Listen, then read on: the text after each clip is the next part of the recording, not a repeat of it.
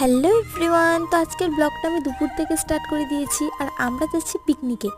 আর জানো তো আমরা না খুবই কমজন মিলে পিকনিকে যাচ্ছি, তার কারণ আমাদের প্ল্যানটা হয়েছিল একদমই রিসেন্ট। এই দুপুর থেকেই আমার জিজু দিদিরা হঠাৎ করে বলছিল যে কোথাও পিকনিক করে আসি।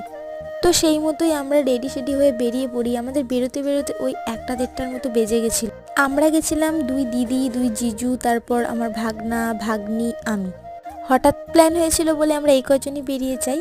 আমরা গেছিলাম আমাদের বাড়ির ঠিক কাছেই ফরেস্টে। সেখানে গিয়েই দাদা বৌদিদের সাথে দেখা হয়ে যায়, ওরাও সেই একই জায়গায় পিকনিক করতে এসেছিলো ওদের ফ্রেন্ডসদের সাথে। তারপর গিয়েই আমি এখানে শসা টমেটো পেঁয়াজ কাটতে বসে যাই, চাকুতে একটুকু ধার ছিল না বলে আবার সেটা দিদিকেই দিয়ে দিই।